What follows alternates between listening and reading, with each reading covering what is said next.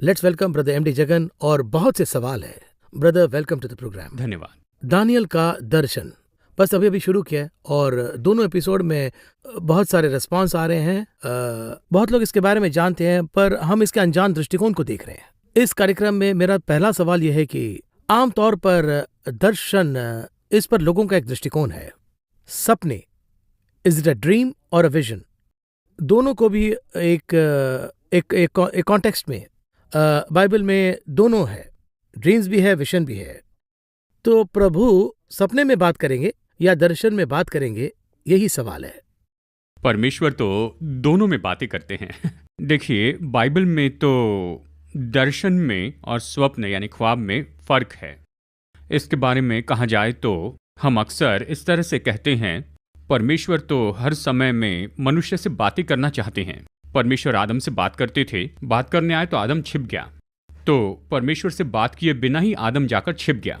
उसके बाद वो इस्राएली लोगों से बातें करते थे और एक समय में उन्होंने इस तरह कहा, मूसा से बात करें और फिर मूसा हमें बताए, क्योंकि वो डर गए थे। परमेश्वर लोगों से बात करने के लिए कुछ तरीकों का उपयोग करते हैं। हमारी भाषा में कहें तो मीडिया उपयोग किया। उस दिन मीडिया के तौर पर मूसा को रखा। मूसा के जाने के बाद लोगों से कौन बातें करेगा? महायाजक बात करेगा। महायाजक से परमेश्वर बातें करते और फिर महायाजक लोगों को बताते थे। उसके बाद में अगर देखें तो महायाजक के जो वस्त्र होते थे, उसके ड्रेस में कुछ पत्थर लगे होते थे, यानी वो लाल और सफ़ेद रंग के थे। उनके जरिए परमेश्वर इच्छा बताते थे, उनसे बातें करना चाहते थे। फिर एक समय काल ऐसा आया कि लोग तो परमेश्वर से बात करने के लिए तैयार नहीं थे। प्रभु क्या करना चाहते वो लोगों को बताना चाहते थे, इसलिए परमेश्वर कई तरीकों को वो अपनाते हैं जो ऐसे नहीं हैं। उसमें अगर हम बाइबल पढ़ते हुए देखते हैं तो यहाँ 7 वेज हैं, 7 तरीके हैं। परमेश्वर बात करते हैं अलग अलग आत्मिक स्तर के आधार पर। कहिए कि आप परमेश्वर के साथ चलने वाले मनुष्य हैं, यानी परमेश्वर के साथ में चलने के बारे में बाइबल कहती वॉकिंग विद गॉड। अगर ऐसा है तो परमेश्वर के मुख को देख पाएंगे। मूसा ने देखा था, हनोक और पौलुस ने देखा। वो कहता है परमेश्वर ने मुझे दर्शन दिया, यानी बहुत से लोगों ने परमेश्वर का मुख देखा। परमेश्वर का मुख मूसा ने देखा, परमेश्वर ने दर्शन दिया, ऐसे बहुत से लोग कहते हैं। यानी देखिए, ये तो एक स्टैंडर्ड है, परमेश्वर से बात करना और देखना। दूसरी बात है, देख नहीं सकते, केवल सुन सकते हैं, यानी आत्मिक स्तर थोड़ा कम है। अब इससे और आगे जाए तो इसके ऊपर का स्तर देखा जाए तो शमूएल से परमेश्वर ने बातें की। पौलुस से कहा, हे शाऊल इस तरह कहा। बाइबल में बहुत से लोगों ने उस आवाज को सुना। पौलुस खुद प्रेरितों के काम में लिखता है, मेरे साथ जो थे उन्होंने केवल आवाज सुनी, कहता है, यानी वो केवल आवाज सुन रहे थे। फिर तीसरा स्तर भी है। ये क्या है अगर पूछे तो परमेश्वर वचन के द्वारा बात करते हैं। बाइबल पढ़ते समय जैसे हम कहते हैं ना कि आज परमेश्वर ने मुझसे बातें की है, वचन के द्वारा बातें की है, शांति मिलती है, एक शांति।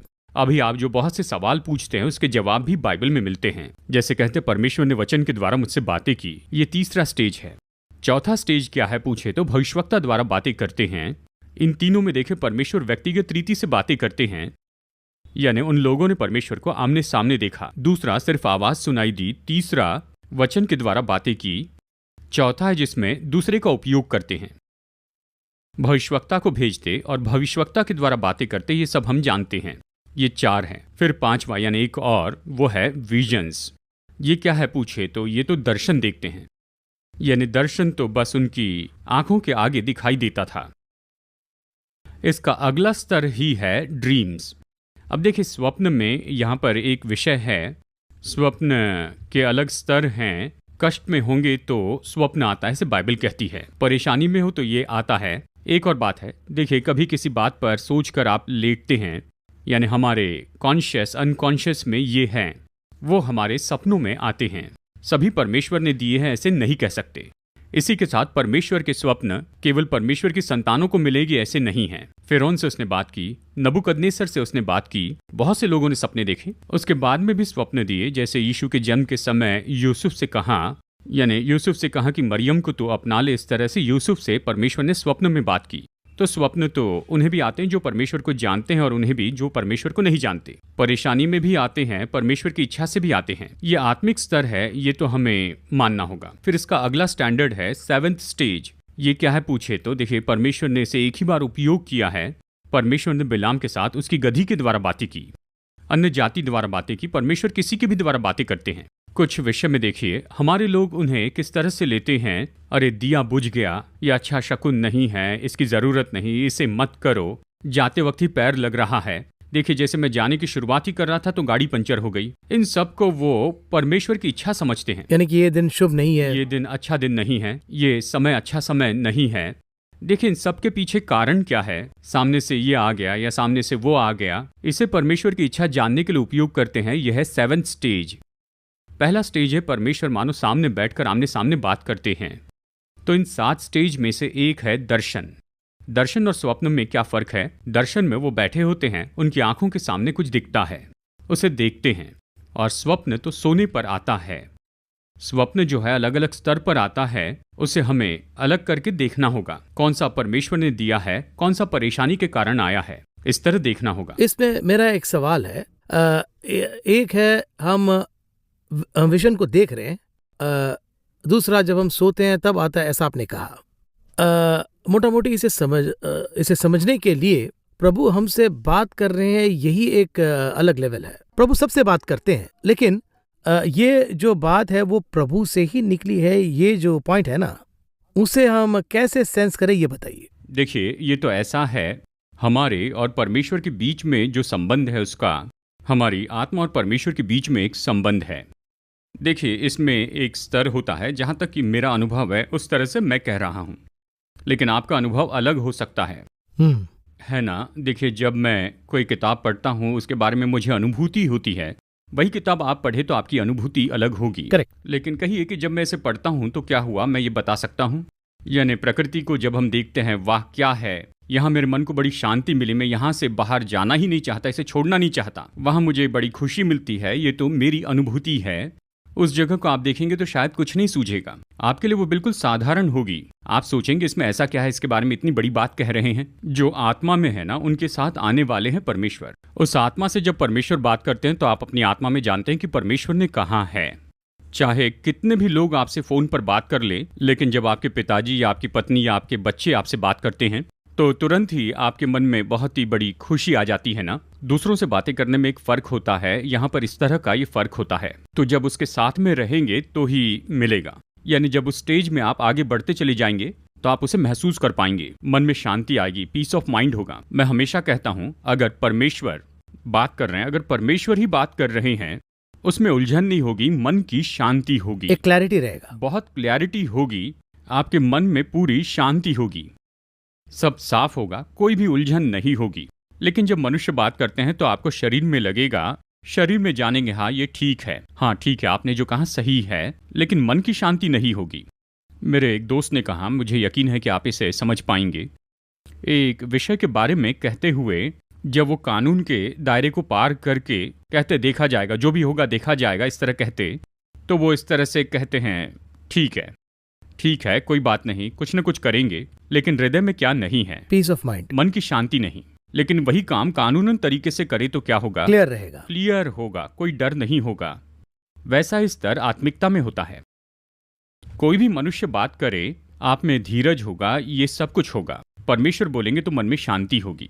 ये एक आत्मिक अनुभव है। तो जिस हद तक हम प्रभु के निकट जाते हैं उस लेवल में हम उसे एक्सपीरियंस कर सकते हैं, ऐसा आप कह रहे हैं। जी हाँ, यानी हम में भी बदलाव आएंगे, बाहरी तौर पर भी अंतर दिखेंगे, हम आगे बढ़ते चले जाएंगे। और गौर से देखें तो यहाँ नबूकदनेस्सर के स्वप्न का अर्थ दानियल उसे जाकर बताता है। परमेश्वर ने दानियल को जो स्वप्न दिया वो बिल्कुल अलग है। नबूकदनेस्सर को स्वप्न दिया था, लेकिन दानियल को दर्शन मिलता है। ये तो प्रकाशन है, यानी वो इसे समझ पाता है। यही तो फर्क होता है। जी हाँ। अब यहाँ पर डैनियल चैप्टर 2, इस चैप्टर में हम कौन कौन से विषय सीखेंगे? देखिए इसमें एक ही कॉन्सेप्ट पर बात हुई है, लेकिन यहाँ पर विषय तो बहुत ही बड़ा है, पर एक ही विषय है। ये यूहन्ना के सुसमाचार में एक बहुत बड़ा प्लस पॉइंट है। एक एक अध्याय में एक एक विषय पर बताया है, ज्यादातर 2 विषयों पर बताया। जब हम मत्ती में देखते हैं तो एक अध्याय में अलग अलग विषयों पर बताते हैं, 4-5 विषयों पर वो बताता है। लेकिन सिर्फ यूहन्ना में देखिए एक ही विषय है, उसको डिटेल में समझाया है। यहाँ 2 विषय है मैक्सिमम में, इसके अलावा कुछ भी नहीं कहा है। इसी तरह से दानियल अध्याय 2 में केवल एक ही विषय है, दानियल 3 में एक ही विषय है। दानियल 4 में एक ही विषय है, तो एक एक चैप्टर में एक मेजर विषय एक ही रहेगा। मुख्य बात है, और उसे समझाने के लिए इसमें अलग विषय भी होंगे। उस पर हम गौर करेंगे तो बहुत अच्छी बात होगी। पहले अध्याय में परिचय है। दूसरे अध्याय में देखा जाए तो एक स्वप्न है, नबूकदनेस्सर का स्वप्न। तीसरे अध्याय में उस स्वप्न के बारे में नबूकदनेस्सर का काम बताया है। चौथे अध्याय में एक और स्वप्न है, और पांचवें अध्याय में बेलशास्सर के बारे में है। इस तरह से बस एक ही विषय है, एक ही विषय पर विवरण से बताया है। जी हाँ, तो उस एक विषय को हम उसे कैसे डिकोड करेंगे? आत्मिक रूप में बहुत कुछ देखते हैं, लेकिन इसमें बताई गई एक खास बात तो बस यही है। नबूकदनेस्सर से लेकर संसार के आखिरी साम्राज्य तक परमेश्वर ने यहां बताया है। आश्चर्य की बात क्या है इन दो विषयों में? एक तो वो परमेश्वर को जानते नहीं थे, दूसरी बात उन्होंने जो पूछा वो परमेश्वर ने उन्हें बता दिया। आज परमेश्वर को जानते हैं हम, दूसरी बात हम जो पूछते हैं क्या सभी बातों के लिए परमेश्वर जवाब देते हैं? मैंने प्रार्थना की है पर कोई जवाब नहीं आया, कुछ भी स्पष्ट नहीं है, परमेश्वर कुछ भी नहीं कह रहे हैं, कुछ भी उत्तर नहीं देते, ये कहते हैं। लेकिन ये तो परमेश्वर को नहीं जानते थे। ये रात को एक सवाल पूछकर सो जाता है और उसी रात को उसको जवाब मिलता है। तो प्रभु उनके माध्यम से बताना या फिर इस तरह बताने पर लोगों को समझ में आएगा, इस कॉन्टेक्स्ट में क्या हम इसे देखें क्या? नहीं, आपके सवाल के हिसाब से हम्म सवाल अगर मूल्यवान होगा तो उसका जवाब भी मूल्यवान होगा। हमारा सवाल नेसेसिटी है, जरूरत है, तो जवाब तुरंत मिलेगा। अगर सवाल बिना जरूरत के होता है कोई जवाब तो नहीं जवाब मिलेगा। ही नहीं मिलेगा। जब आप घर जी, पर किसी हाँ। विषय के बारे में सुनते हैं, अनवांटेड सवाल है तो जवाब नहीं देते, बस ऐसे बैठे रहते हैं। दूसरी बार जब सुनते हैं, देखिए जैसे कि आप सवाल पूछते हैं और उसका जवाब भी मुझसे चाहते हैं, ऐसे कहते हैं ना। खुद बताओ क्या ये सही है? इसी तरह से है, उस सवाल के मूल्य से ही उसका जवाब जल्दी आना या देरी से आना होता है। हमारे लिए वो सवाल तो बहुत ही मूल्यवान होता है, जैसे कि कब मुझे नौकरी मिलेगी, कब मेरी बेटी की शादी होगी, कब हमें संतान होगी। देखिए ये सारी बातें हमारे लिए मूल्यवान हैं। परमेश्वर के हिसाब से तुम इंतजार करो, मैं तुम्हें दूंगा, जो चाहिए दूंगा। तो नबूकदनेस्सर का जो कैरेक्टर है वो एक वैल्यूएबल थॉट में डूबे हुए हैं, ऐसा हम कह सकते हैं, या फिर उनका सवाल ही प्रभु को उत्साहित किया, ऐसा कह सकते हैं क्या? नहीं, वो सवाल जो है दुनिया को एक बड़ा जवाब देने के लिए परमेश्वर इंतजार करते हैं, ऐसा वो जवाब है। वो जवाब दे इस तरह सवाल पूछता है। बाइबल में देखिए यहाँ पर सवाल तो बहुत ही मूल्यवान सवाल हैं। यहाँ चेले आकर यीशु से सवाल पूछते हैं। मत्ती 24:3 में तेरे आने का और जगत के अंत का क्या चिन्ह होगा, इस तरह पूछते हैं। संकेत। अब ये सवाल जो पूछा गया है, यीशु कहते हैं ये तो मेरे दूसरे आगमन का पूरी तरह सबूत है। यानी देखिए अगर ये सवाल नहीं पूछते तो लगभग 20% यानी दूसरे आगमन की भविष्यवाणी यहाँ पर हमें नहीं मिलती। तो मैं इसे कैसे लेता हूँ, मेरा दृष्टिकोण इसके बारे में क्या है? ये सवाल भी परमेश्वर ही पूछने लगाते हैं अपनी आत्मा के द्वारा। क्यों? ताकि हमें जवाब दे सके। आपने देखा होगा कि जो एंकर्स हैं वो अपने कानों में कुछ लगाते हैं और पीछे से क्रू कहते हैं कि आप ये सवाल पूछिए। क्यों? क्योंकि जो जवाब है वही तो लोग उनसे सुनना चाहते हैं। तो वो क्या करते हैं, जबकि वो चर्चा कर रहे हैं उसी बीच वो उनके कान में कुछ कहते हैं, ये सवाल पूछो, इस तरह से कहते हैं। उन्होंने जो सवाल पूछा वो एंकर पूछते हैं। दुनिया की नजरों में ये सवाल किसने पूछा? एंकर ने पूछा। उसी तरह से अंदर जो आत्मा है वो ये सवाल पूछने लगाती है। सवाल पूछने के बाद वो उसका जवाब लाकर हमें देते हैं। संसार को इस जवाब की जरूरत है। वो जवाब सुनना है और वही जवाब दूसरों को बताना है। वही सवाल नबूकदनेस्सर से पूछने लगाते, चेलों से पूछने लगाते हैं। याकूब को पूछते हैं तुम्हारा नाम क्या है, मुझे बताओ। मूसा से वो पूछते हैं। इस तरह पूछने लगाते और वो उसका जवाब देते हैं। तो इस तरह से ही बहुमूल्य सवाल उठता है। नबूकदनेस्सर के मन में ये सवाल आता है, मेरे बाद मेरे राज्य का क्या होगा? ये इस तरह है। ये सवाल भी तो जायज है। ये तो सभी के लिए है। सामान्य रूप में किसी का एक घर है, वो उसके बाद में किसी और का हो जाएगा। थोड़ा सा सोना है, 10 या 15 तोला, वो भी कहते हैं मेरे बाद ये गहने किसके पास जाएंगे? देखिए इस तरह से एक साधारण सवाल है, लेकिन नबूकदनेस्सर का कैसा था? यानी आज जैसे लोगों की सोच है उस तरह वैसे नहीं थी, लेकिन बहुत से लोगों के ऐसे विचार हैं। वो उस जमाने के अमेरिका जैसे था। बेबीलोन अमेरिका से भी कई गुना बड़ा था, सुपर पावर था, और वो तो पूरे संसार पर कंट्रोल करता था। देखिए, दुनिया पर कंट्रोल करता था, इसका मतलब ये है कि हमें इन दोनों को यानी अमेरिका को और ऑस्ट्रेलिया को छोड़ना होगा। उनकी खोज तो 16वीं सदी में हुई है। उस समय के महाद्वीप थे यूरोप, एशिया, अफ्रीका, तीन। इन तीनों पर कंट्रोल कर रहा था। उसका साम्राज्य हर जगह फैला था, यानी ऐसे में उसके बाद वो किसको मिलेगा? थोड़ी सी जमीन है, इसका क्या करेंगे? तो 4 बच्चे हैं तो इसे 4 भागों में बांट देते हैं। इन सब का क्या होगा? जब ये पूछता है तो परमेश्वर ने उसे एक बहुत ही बड़ा ऐसा सपना दिया। ये जो सपना है केवल उसी समय के लिए नहीं, लेकिन ये तो मोर देन 3500 ईयर्स का मैप है। सो उस कंप्लीट मैप को एक्सप्लेन करके आ रहे हैं, ब्लूप्रिंट बनाकर उसे पूरे विवरण से दिया। अब देखिए, इसी में हमें एक बात आत्मिक रीति से समझना जरूरी है। इतने बड़े मैप को परमेश्वर ने इस किताब के द्वारा पूरे संसार को दिया है। इस मैप की चाबी जो है वो तो प्रचारक के हाथों में है। परमेश्वर ने जिसका अभिषेक किया उसी के हाथ में ये चाबी है। यानी कलीसिया कितनी भी बड़ी क्यों ना हो, जब परमेश्वर बताएंगे तभी उस कलीसिया में वो चाबी खोलेगी। देखिए, जब कुछ लोग बातें करते हैं तो वो हमारे दिल को बहुत ही आकर्षित करती है। जब पास्टर बात करते हैं, एवेंजलिस्ट बात करते हैं, बिली ग्राहम बात करते हैं, 3 लाख लोग आते हैं, कोई गहरा संदेश नहीं, वहां पर कोई गहरा संदेश नहीं होता है। लोग बैठकर सुनते हैं, 10,000 या 20,000 लोग सहमत होते हैं। कारण क्या है? क्योंकि उन पर अभिषेक है। प्रभु उन पर वो अभिषेक रखते हैं, सरल शब्दों में सुसमाचार बताते हैं, लेकिन हजारों लोग उसे सुनते हैं और स्वीकार करते हैं। ये चाबी किसके पास में होती है? वो तो परमेश्वर के अभिषिक्त व्यक्ति के पास होती है। यहां पर नबूकदनेस्सर का 3000 साल का खजाना है। कहे तो ये संपत्ति है, मुझसे पूछे तो मैं कहूंगा ये संपत्ति है। अब इस संपत्ति की चाबी किसके पास है? ये पूछे तो दानियल के पास है। यानी आज की तारीख में हमें इसे समझना होगा, चाहे विश्वासी हो या फिर प्रचारक हो, हमें ये समझना ही होगा। क्यों? अगर पूछे तो कहिए कि मैं अश्विन से मिलता हूं, अश्विन को देखकर सोचते हैं क्या मैं अश्विन जैसे नहीं कर सकता? क्या उनके जैसे टीवी चैनल नहीं चला सकता? इस तरह से ऐसा कोई भी चला सकता है, लेकिन प्रभु की बुलाहट के लोगों और दूसरे लोगों में फर्क होता है। स्पर्धा में कर सकते, ईर्ष्या में कर सकते, कुछ भी कर सकते, लेकिन लोग क्या सोचते हैं? मैं भी इसे करूंगा, ये मेरे लिए भी मुमकिन है, क्या मैं ये नहीं कर सकता हूं? बात कर सकते हैं, लेकिन उन पर वो अनॉइंटिंग होती है, वो अभिषेक उन पर होता है। वो जो है वो केवल उन्हीं से आता है। और यही तो दूसरों के गाने में और असली में जिसने गाया उसमें फर्क होता है। वो डेप्थ मिलेगा, वो आत्मिक गहराई मिलती है, उसके साथ उनकी आत्मा जुड़ी होती है। यही तो बहुत महत्वपूर्ण है। इसी तरह से दानियल को परमेश्वर ने दिया था। क्यों? बेबीलोन में ऐसे बहुत से लोग थे। देखिए, बाइबल भी कहती है कि बेबीलोन में ऐसे बहुत से लोग थे। ऐसे कहाँ हैं? पर उन सबके पास जो नहीं है, ऐसी चाबी इसके पास है। तो एक पर्टिकुलर सैक्रिफाइस करने से ही, देखिए स्पिरिचुअलिटी में बहुत सारे सैक्रिफाइस है, तो उस स्पिरिचुअल लेवल तक जाते समय डैनियल भी बहुत सारे सैक्रिफाइस करके ही जा रहे हैं। बहुत बड़े सैक्रिफाइस किए उन्होंने। बलिदान अगर नहीं है तो जो सेवा है ना, वो तो है ही नहीं। देखिए, आजकल के जो यंगस्टर्स हैं वो सेवकाई में बहुत ही इजीली और शॉर्टकट में आने की सोच रहे हैं।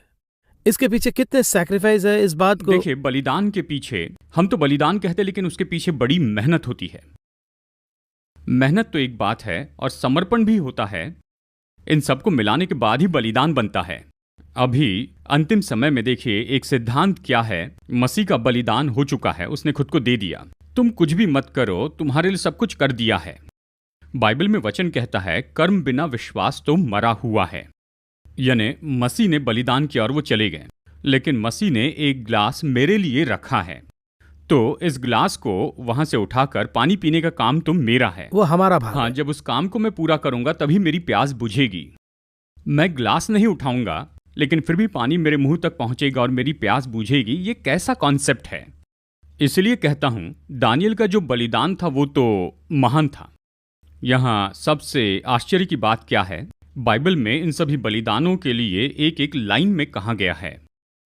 मसीह को जिस तरह से मारा गया, आपने इस पर वीडियो बनाया था, उसे देखकर कितने तो भी लोग रोए थे, लेकिन वचन में देखा जाए तो बहुत ही साधारण रूप में इसके बारे में लिखा गया है। जब उस वचन में अगर आप किसी तस्वीर को जोड़े तो भयानक दिखेगी, लेकिन मसीह ने जितनी यातना सही, 100% उस पर कोई फिल्म नहीं बना सकते हैं। उसका जिस्ट उसका बस 5%, 10%, 20% और 25% तक वही बनाते। तो बहुत बड़ा ये है। इतना भयानक था। मसीह ने जो दुख सहे उसके बारे में हम लोग तो बयान नहीं कर सकते। किसे बयान करते? उस बलिदान के द्वारा हमें क्या मिला है, उद्धार, इसी के बारे में यहाँ पर बताता है। यही मसीह का प्रेम है, ऐसे मैं कहता हूँ। सामान्य रूप में अगर किसी को देखें, ऐसे व्यक्ति को देखें जिसने हमारे लिए कुछ किया है, हम्म। सर आपने इसे लाने के लिए कहा था लेकिन 1 घंटा लग गया, वहाँ छाँव भी नहीं थी, मैं धूप में खड़ा रहा और पीने के लिए पानी भी नहीं था सर, लेकिन सर ने कहा, आपने कहा इसलिए इतनी मुश्किलों के बावजूद लाया। वो उन मुश्किलों को रजिस्टर करना चाहता है, एक्सप्रेस करने की सोचते लेकिन हैं। बाइबल में उसके दुख रजिस्टर नहीं किए गए हैं। उसके दुखों से हमें क्या मिला है, ये रजिस्टर किया है। एक ही शब्द है, इंग्लिश में है, हिंदी में है। इसके बारे में 3 वचन में बताया है। खोजों के प्रधान अबशनज को आज्ञा दिए, ऐसे वचन कहता है 1:3 में। अशबनज कौन था देखा जाए तो वो एक खोजा था। लिखा है, पिछले एपिसोड में हमने बात की। ये सच में कितने कष्ट की बात है, सोचिए। उनका जीवन ही खत्म हो गया, दानियल का जीवन ही खत्म हो गया।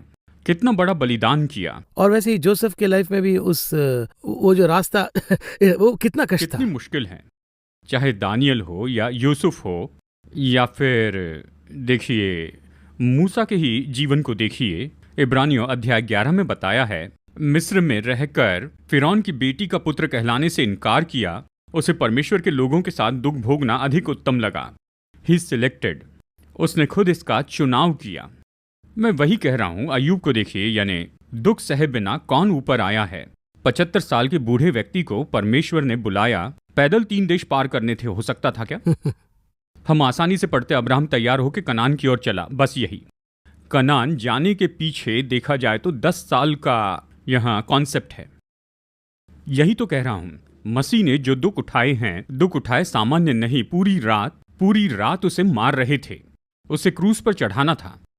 यानी इस दुख शब्द में कितने घंटे होंगे, उसे मारने के कितने घंटे बीते होंगे।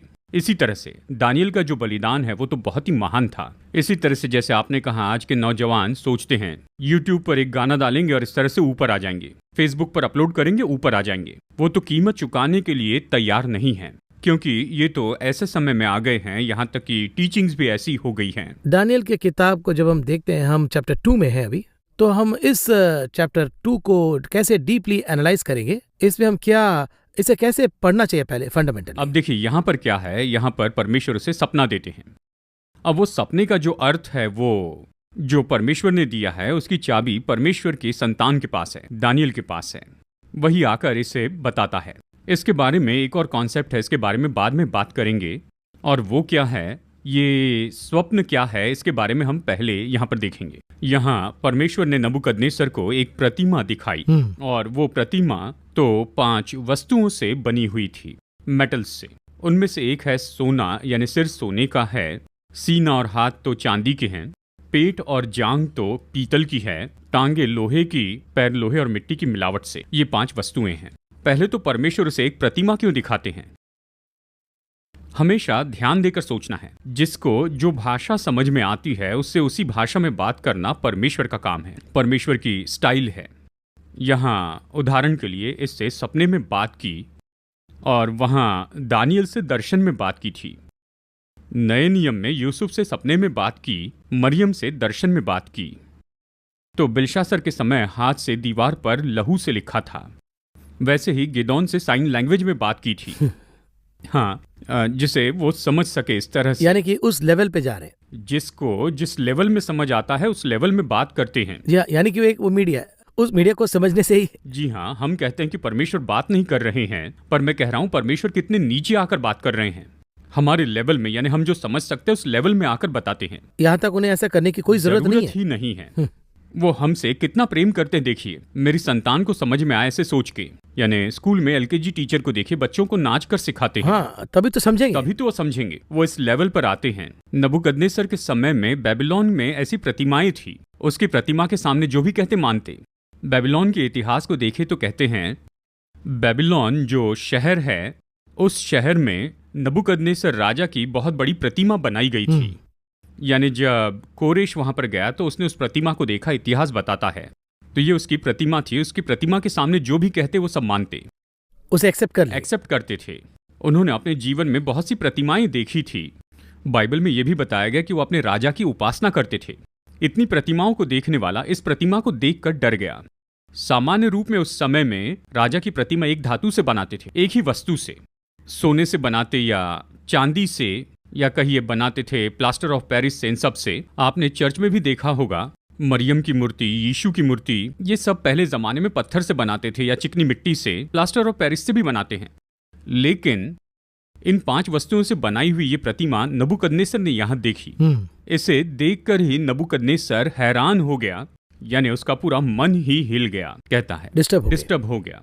दूसरी बात, इसके बारे में और भी विवरण से तो हम अगले कार्यक्रम में चर्चा करेंगे। इसमें एक और विषय क्या है, इस सपने को वो भूल जाता है, यानी सपने के बारे में यहां पर आकर अटक गया, पर बता नहीं पा रहा हूं। अरे उसका नाम मुझे याद है लेकिन अभी याद नहीं आ रहा है, कहते हैं ना। इस तरह से उसके मन में ये तो है, पर वो क्या है वो बता नहीं पा रहा है। ये बहुत ही महत्वपूर्ण है, क्योंकि अगर वो इसे केवल कह देता तो बेबीलोन में हर कोई एक कहानी सुनाता था। वो अपने से एक किताब अलग किताब लिख देते। देखिए, इस तरह से मजाक में ये कहते हैं, एक इंग्लिश डॉक्यूमेंट्री को 10 अलग अलग लोगों ने देखा। उन 10 लोगों को अलग से बुलाए तो 10 लोग उस डॉक्यूमेंट्री की 10 कहानी बताएंगे, एक ही कहानी, एक की ही, क्योंकि उनकी समझ ही वैसी है। करेक्ट। वैसे ही ये लोग क्या करेंगे, हर कोई अलग तरह से कह देता। इसलिए परमेश्वर ने क्या किया, सपने को ही भुला दिया, लेकिन सपना देखा था, यानी मन में ऐसा कुछ चल रहा था जिसके कारण सो नहीं पा रहा था। देखिए, परमेश्वर का वो भी चेक देने जैसा। जी हाँ, ये चेकमेट है। उस तरह से उसने किया। तब क्या हुआ कि डैनियल को लाया, नहीं तो हर कोई अपनी अपनी व्याख्या सुनाता। देखिए, इन 2 कॉन्सेप्ट में बहुत ही आश्चर्य की बात है। उसकी समझ में आए, इस तरह से बात कर चुके, लेकिन उसे भुला दिया। वो उसे पूरी तरह नहीं भूला, कुछ तो है जो मैंने देखा था। और उसके बाद में वो पूछता है, यानी बेबीलोन में वो सबको पूछता है, यानी उसके ज्योतिष कहते हैं, हे राजा, आपने अपना सपना ही नहीं बताया तो अर्थ कैसे बताए? सपना ही नहीं बता रहे तो क्या ये न्याय है? तो राजा कहता है कि तुम इस बात को घुमाना चाहते हो। ऐसे राजा को और ऐसे कॉन्सेप्ट को हम और कहीं नहीं देख सकते हैं। और फिर परमेश्वर ये सपना और इसका अर्थ प्रार्थना के समय, जब दानियल प्रार्थना कर रहा था, तब बताया। और देखिए, यही तो की पॉइंट है। और फिर देखिए, यहाँ पर शद्रक, मेशक और अबेदनगो जब तीनों लोग जाते हैं, वो विनती करते हैं। इस तरह से कहाँ है, यानी जब वो जाकर प्रार्थना करते हैं और उस प्रार्थना के उत्तर में परमेश्वर आकर उसे ये सब बताते हैं, और फिर वो नबूकदनेस्सर को ये सब बताता है। तो पूरे दुनिया भर के राज्य में इस तरह बताया है। ये विवरण पूरी सभा में परमेश्वर की संतान के हाथ में दिया गया है, यानी परमेश्वर से लेकर उसे पाकर इसे लोगों को देने की जिम्मेदारी कलीसिया की है, प्रभु के जन की है। यही तो दूसरे अध्याय का पूरा सार है। बहुत सी विषय हम इसे सीख सकेंगे, और भी मेरे ख्याल से आज टाइम शॉर्ट है। अगले एपिसोड में हम इसके अंदर और काफी सारे सीक्रेट्स है कि ये जो सपना किस तरीके से आया। डैनियल में एक इंटरेस्टिंग कैरेक्टर ये है कि हर चीज के लिए वो प्रभु को महिमा देते हैं, ऐसा एक व्यक्ति है वो। आज अगर हम एक छोटा सा काम करें तो हम उस पे गुरूर करते हैं, पर यहाँ पर तो पूरा रिवर्स है। वो गॉडली कैरेक्टर का बहुत से विषय है, और वैसे ही प्रभु डैनियल से जिस तरह डील किए वो खुद ही इंटरेस्टिंग है, और काफी चीज लर्न करने के लिए भी है। काफी चीज हम सीख सकते हैं। बहुत सारे सवाल है, हम अगले एपिसोड में हम देखेंगे इसे। पर आज इस सेकेंड एपिसोड में एक मुख्य सीख जो है वो ये है कि सपने आ जाए तो भी, दर्शन आ जाए तो भी, उसकी चाबी हमारे पास है। चाबी हमारे पास है। प्रभु हमारे माध्यम से प्रकाश करना चाहते हैं, ये सोचने पर ही स्पिरिचुअली और आगे बढ़ना, ऐसा एक प्रोत्साहन मिलता है। इस कार्यक्रम में आकर एक्सप्लेन करने के लिए बहुत बहुत धन्यवाद ब्रदर जगन। अगला एपिसोड में इसी सेकेंड चैप्टर में बहुत सारे विषयों को हम डिकोड करेंगे। इस कार्यक्रम में आने के लिए धन्यवाद।